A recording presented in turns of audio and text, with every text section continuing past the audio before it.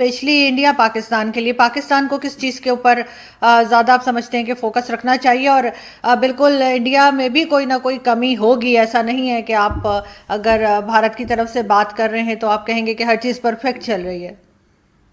नहीं, बिल्कुल हर चीज परफेक्ट तो कहीं पे भी नहीं चलती है। अमेरिका तक में नहीं चलती तो इंडिया में हम्म। क्या चलेगी? India is a very noisy democracy. मतलब ना, हिंदुस्तान में हम्म। ये है ऐसा, थोड़ा सा हम लोग हैं ऐसा, वी आर इमोशनल पीपल। और ये झगड़े भी चल रहे हैं, अच्छी बातें भी चल रही हैं, सब कुछ एक साथ तो बहुत बड़ा इंडिया में चलता रहता है। जहां तक पाकिस्तान है, मैं तो अक्सर जो पाकिस्तानी दोस्त हैं, चीमा साहब की शो में भी था, मैं यही कह रहा था, 20 साल तक सब कुछ बंद करो। ये 20 साल तक पाकिस्तान में सब कुछ बंद करो, फोकस ऑन योर इकोनॉमी। मैं तो ये बोलूंगा कि focus on your economy only. क्योंकि जो आप लोग सोवरेनिटी की बात करते हैं ना पाकिस्तानी मीडिया में, हम्म। खुद मुख्तारी जिसको कहते हैं, जो पाकिस्तानी बात करते हैं खुद मुख्तारी की, आरजू जी, मुझे लगता है कि सबसे बड़ी जो सोवरेनिटी होती है, इकोनॉमिक सोवरेनिटी होती है। देखिए, किसी मुल्क की असल ताकतें होती हैं, या फिर कोई भी मुल्क की जो फौजें होती हैं, राइट, वो बात करती हैं ज्योग्राफिकल सोवरेनिटी की। लेकिन कई बार ऐसा हो जाता है कि आपको, क्योंकि इकोनॉमिक सोवरेनिटी नहीं है, तो आपको झुकना पड़ता है, और उसमें आपकी अस्करी ताकतें कुछ नहीं कर सकती। और हाल ही में देखिए जिस तरीके से पाकिस्तान में हुआ, जैसे सऊदी अरब के साथ आपकी कशीदगी चली, और आगे चल के ठीक भी हो जाएगी, तो ऊपर नीचे चलता रहता है, देयर इज नथिंग परमानेंट। आज खराब है, कल अच्छी हो जाएगी। लेकिन जिस तरीके से सऊदी अरब के साथ रहा, या फिर और किसी मुल्क के साथ रहा ना, आपका जैसे यूएई के साथ रहा, तो सबका एक देखने का एक तरीका होता है, एक नजरिया होता है। तो मुझे ऐसा लगता है कि अगर पाकिस्तान, मैं तो वही बात मैंने दोबारा बोल रहा हूँ, छोटा मुंह बड़ी बात, मुझे बोलनी नहीं चाहिए ऐसी, क्योंकि पूरा एक मुल्क है, तो मैं क्या बोलूं मुल्क के लिए। लेकिन अगर मुझे ऐसा लगना चाहिए, अगर सब कुछ बंद कर देना, आप सारे खिड़की दरवाजे, अब मैं जब बोलता हूं तो पाकिस्तानी नाखुश हो जाते हैं बड़े, कि साहब ऐसे कैसे हम। मैं तो बोला, आपने पूछा तो इसलिए मैं बता रहा हूँ, ये ना सऊदी अरेबिया, ना अजरबैजान, ना कुछ, ना कश्मीर, ना इवन कश्मीर, सबको छोड़ो आप 20 साल के लिए ओनली फोकस ऑन इकोनॉमी। तो तब उससे क्या होगा अर्जु जी, कि जब आप सिर्फ और सिर्फ इकोनॉमी पे फोकस करेंगे ना, तब शायद पाकिस्तानियों को एहसास हो कि दुनिया जो है वो पैसे को सलाम करती है। ये बात सच है। और जितनी जल्दी पाकिस्तानी कौम और पाकिस्तानी सियासतदान समझ जाएं, पाकिस्तानी सियासतदान तो समझते हैं, अपनी पर्सनल कैपेसिटी में समझते हैं कि पैसे को सलाम करता है, लेकिन जो आप कहते हैं ना, larger issue of this thing, economically strong जो कंट्री होगी आज की तारीख में, आपके पास न्यूक्लियर वेपन है, पाकिस्तान के पास एटम बम है, राइट, सिंगापुर के पास नहीं है, सिंगापुर ने कभी डिमांड करी इसकी। पर ठीक है, आपके हालात अलग हो सकते हैं, पाकिस्तान के हालात अलग हैं, जियो स्ट्रेटेजिक अलग हैं। लेकिन अगर आप ये पूछें कि आज क्रेडिबिलिटी किसकी है, दुनिया किसको सलाम करती है, किसको पूछती है, तो आपके एटम बम को नहीं करती, वो सिंगापुर के पैसे को सलाम करती है। तो ये दुनिया की फितरत है। दूसरी चीज आपने पूछा कि इंडिया को क्या करना चाहिए, मुझे लगता है इंडिया को भी इकोनॉमी पर ज्यादा फोकस करना चाहिए। हमारा हो रहा है, लेकिन मैं चाहता हूं कि और जबरदस्त फोकस करे इंडिया। और मेरा बड़ा मन है कि 2021 में हम लोग बजट में सिग्निफिकेंट पैसा डालें रिसर्च एंड डेवलपमेंट में, साइंस और इंजीनियरिंग की फील्ड में हम लोग पैसा डालें, क्योंकि ऑलरेडी हमारे पास ह्यूमन रिसोर्सेज बहुत जबरदस्त है इंडिया में। थोड़ा सा मुझे लगता है कि साइंस और टेक्नोलॉजी में हम लोग ज्यादा फोकस करें, ज्यादा हम लोग उसको सामने लेकर आए, पैसा डालें रिसर्च एंड डेवलपमेंट में। क्या चैलेंजेस हैं? अगर देखा जाए, टर्की का भी मैंने लिख कर रखा है कि ये जो उनके है वो $649 बिलियन के उनके एसेट्स हैं, जो कि 20th रैंक आ रहा है।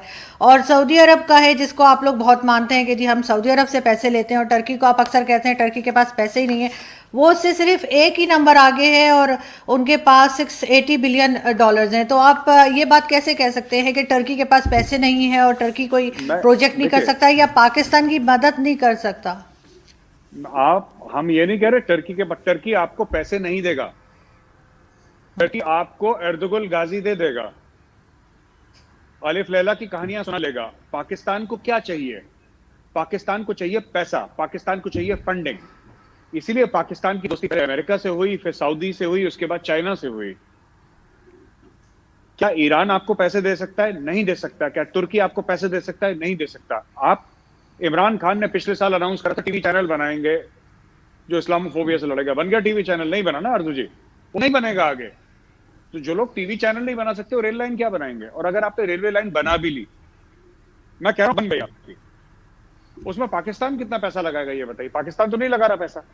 दूसरी चीज, आपने रेलवे लाइन की बात बताई, जो अंग्रेज आपको हजारों किलोमीटर रेलवे लाइन देकर गए थे, आपने उसका क्या करा?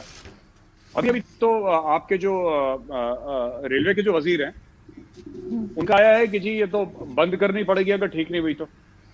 बड़ी पाकिस्तानी मीडिया में डिबेट चल रही थी, मैंने देखी, आपका जो रेलवे मिनिस्टर है वो क्या बंद करनी पड़ेगी। तो आप लोग देखिए, मैं ये कह रहा हूं कि सबसे पहले ना अपने आप अंदर से स्ट्रांग करिए। आपकी अगर लाहौर से इस्लामाबाद ट्रेन नहीं चलती, उसको आपकी फिक्र नहीं, आपको यह है कि हमारी यहां से तुर्की तक ट्रेन चले। क्यों चले भाई? आप पहले अंदर की ट्रेन चलाओ अपनी।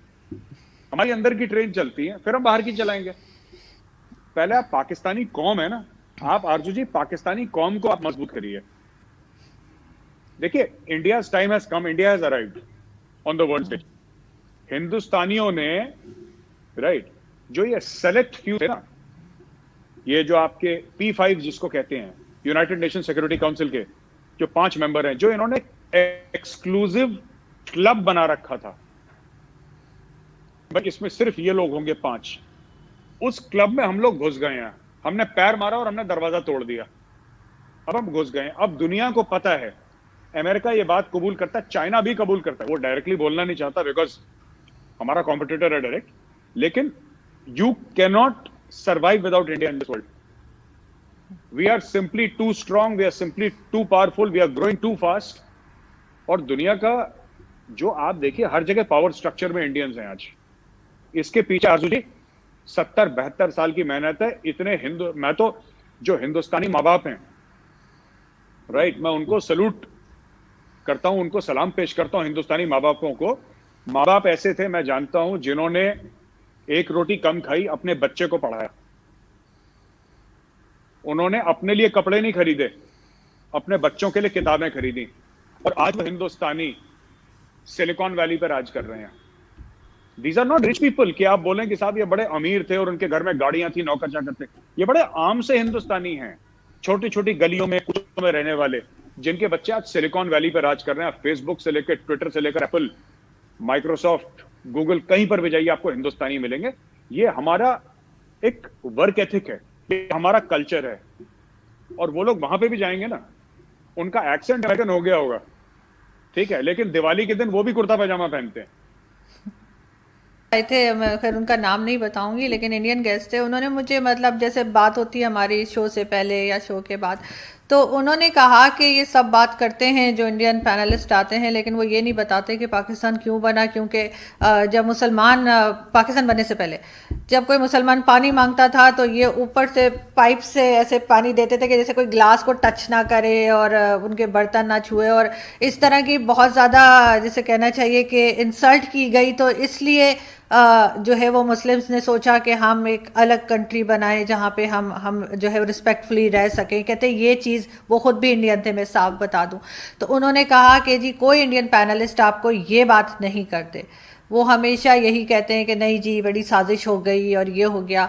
तो इस चीज़ को आप कैसे देखते हैं? जी देखिए, ये सब जो भी आपके पैनलिस्ट थे झूठ बोलते हैं, ठीक है ना।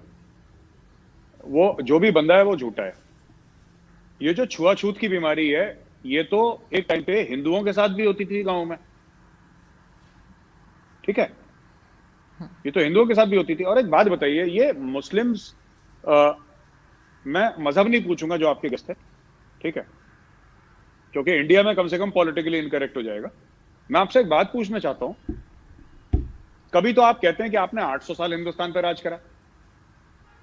800 साल हिंदुस्तान में अकबर आजम, जिले लाही, बाबर, हुमायूं, औरंगजेब, शाहजहां, नूरजहां, फलाने, पता नहीं कितने कितने तो नाम हमें गिना दिया। एक गिलास पानी नहीं पी पाए आप? तो राजा थे, बादशाह थे भाई, एक गिलास पानी नहीं पी पाए। ये कोई है? ये तो बच्चों वाली बात है कि हमें पानी ऐसे पिलाते थे, वो नहीं बताएंगे। एक बात बताइए, कौन से पाकिस्तानी ने बता दिया कि गिलास से पानी नहीं पिलाते थे, ऐसे छूते थे? नहीं नहीं सर, वो उसकी बात कर रहे थे, पार्टीशन की बात कर रहे थे, 1947 मैं की बात समझ कर गया, रहे थे। सुनिए दूसरा वो सुनिए। इंडियन थे और वो हिंदू ही थे, वो मुस्लिम नहीं थे, किसी मुस्लिम की बात नहीं कर रही मैं। मैं ये नहीं कह रहा, ये ऐसे हाँ। ये नासूर हिंदुओं में ज्यादा है ये प्रॉब्लम। ये जो कैंसर है ना, हाँ। ये कुछ लिबरल हिंदूज में ज्यादा इनका दिमाग खराब हो रखा है कि ऐसा होता था, ये नहीं बताएंगे, वो नहीं बताएंगे। कौन नहीं बताएगा भाई? अच्छा, हम लोगों ने बात छुपा ली, आप लोग बता दो पाकिस्तानी मीडिया में। तो what is the two nation theory? Two nation theory क्या है? आप लोगों ने खुद पढ़ी है टू नेशन थ्योरी? जो मौलाना मौदूदी कौन थे? मौलाना मौदूदी जो पाकिस्तान के, जिसको सो कॉल्ड गॉडफादर थे, मौलाना मौदूदी ने क्या बात बोली थी? आप वो डिस्कस करिए। मौलाना मौदूदी ने ये बोला था, मैं आपको बताता हूं क्यों है ये। इसलिए नहीं कि आपको छोटा समझते हैं या मुसलमानों को छोटा समझते हैं। बात ये थी कि एक जमाने में, बहुत चेंज हो गई सोसाइटी, एक जमाने में हिंदूज वर लार्जली वेजिटेरियन। अभी भी हिंदुस्तान में ऐसे घर हैं जहां पे आप अंदर प्याज लहसुन नहीं डाल सकते। अभी भी ऐसे हिंदुस्तान में घर हैं जहां पे जो नॉनवेज खाता है उसके बर्तन अलग होते हैं, चाहे वो उनके खुद के घर का मेंबर हो। हिंदुस्तान गाय की पूजा करते हैं, आप कहते हैं मुसलमान हैं हम गाय खाएंगे फिर तुम पानी पिलाओ, ये नहीं हो सकता। आप एक बात बताइए, एज अ मुस्लिम मैं आपसे पूछता हूं, ठीक है? एक हम लोग जी। टेस्ट करते हैं यहाँ पे आरजू जी, आपका और मेरा, ठीक है? मैं हिंदू हूं, आप मुस्लिम हैं, ठीक है? मैं कहता हूं, मैं पानी पीता हूं एक गिलास से, और मैं कहता हूं आरजू जी अब आप गिलास से पानी पीजिए, लेकिन मैं अभी अभी सुअर खा के आया हूं, आप जरा पानी पीजिए। अगर आप पानी पिएंगी तो मैं हाथ जोड़ के उस बंदे से माफी मांग लूंगा। नहीं कहते? अगर आपने कभी बोल दिया कि इस दुकान में सुअर मिलता है, तो उस दुकान को तो पाकिस्तान में जला देंगे, मार देंगे बंदे को कि तूने बेचा कैसे। यहाँ पे गिलास के पीछे वो बंदा इमोशनल हो रहा है आपकी शो में आके, ये हो गया जी, ये हो गया, इसलिए पार्टीशन हुआ क्योंकि ग्लास में। क्या बच्चों वाली बात है? It was a political thing staged by the British. अंग्रेजों ने पार्टीशन करवाया, राइट? कुछ ऐसे हालात हुए यहाँ पे, डायरेक्ट एक्शन दे जिन्ना साहब ने कॉल करा, ठीक है? काफी लड़ाई झगड़ा हुआ। इंडिया में Congress party agreed to partition, they said कि हाँ ठीक है होने दो। पार्टीशन हुआ, मारकाट हुई लोगों की, दोनों तरफ लोग मरे। इसमें हिंदू भी मरे, मुसलमान भी मरे, सिख भी मरे, सब सब किस्म के लोग मरे इसमें। पार्टीशन में तो हमारे लोग भी मरे, आपके लोग भी मरे। ये सब ना इमोशनल बातें हैं, और डी फैक्टो, यानी कि जिसको कहते हैं ना post facto, sorry not de facto, post facto. एक बार चीज हो गई, फिर उसके जस्टिफिकेशन निकालना। मैं आपके साथ बदतमीजी कर दूं, ठीक है आरजू जी, और फिर उसके बाद मैं खुद को जस्टिफाई करूं कि जी मैंने तो इसलिए करा था क्योंकि आज से 3 साल पहले आरजू जी ने मुझे ऐसी बात बोली थी, तो अभी तक मेरे दिल में है, तो इसलिए मैंने, जबकि ऐसा कुछ था ही नहीं। ये सब झूठी बात है, ठीक है ना?